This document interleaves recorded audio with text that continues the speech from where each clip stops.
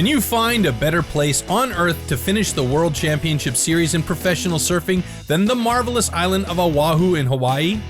With the second part of the Triple Crown event, the Vans Worldcup of Surfing, the elite comes to the famous Sunset Beach to collect important points to win this prestigious trophy. But not just the 36 best surfers in the world were fighting for glory and honor. A total of 128 participants, of which 31 were from Hawaii, took part in the competition.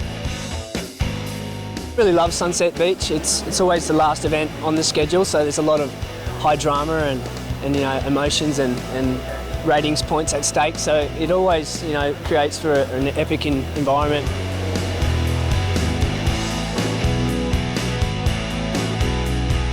But the beautiful Sunset Beach also shows her mean side.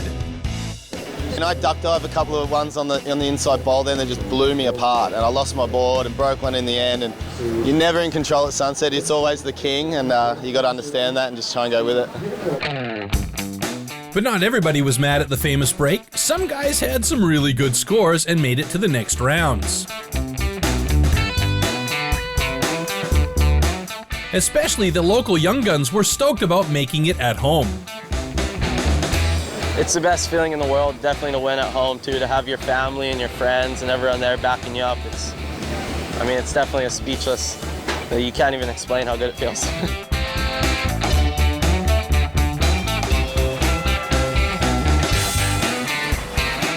So the first day saw some pretty nice results and some pretty happy heat winners. And although the conditions are not the best for Sunset Beach, everybody was excited to see the guys ripping it up.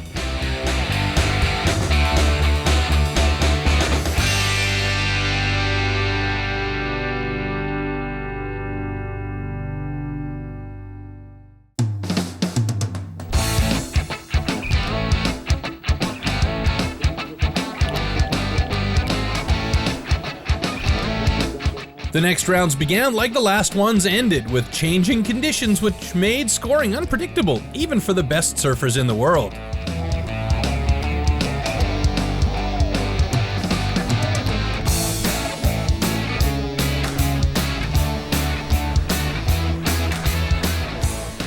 It's such a big playing field out there, it's like a football size playing field, so it's like, you can be sitting 100 metres from the person and they can still get like a 9 or you can get a 9, so it's not like just your regular peak, so it's tricky, but I guess that's what kind of makes the sport pretty fun to watch.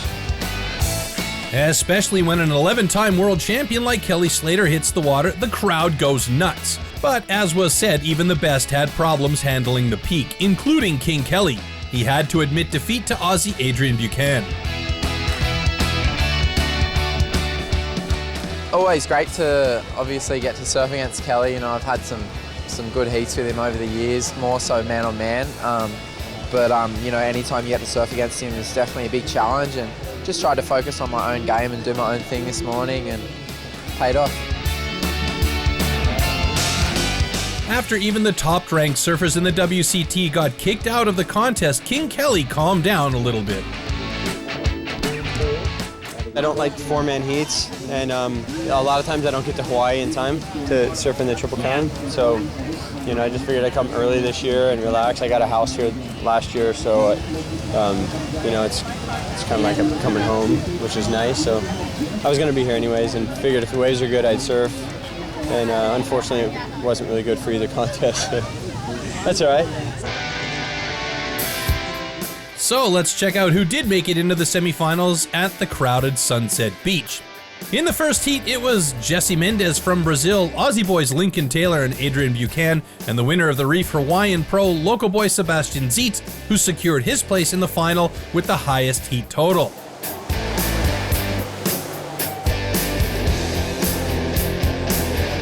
In the second semi-final, we had Perth Standlick and Adam Melling from Australia and Brazilian hopefuls Alejo Muniz and prodigy Gabriel Medina, who jumped into the final with this nice 7.63-point wave.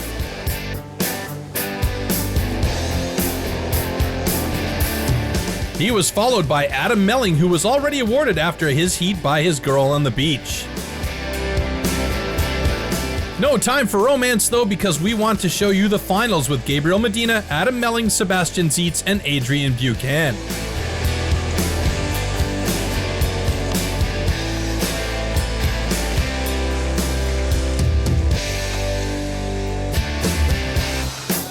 Zeitz really pushed it because after winning the Reef Hawaiian Pro, he is a hot contender for the Triple Crown trophy. Adrian Buchan didn't have that much luck in the final. He lost the heat and placed 4th.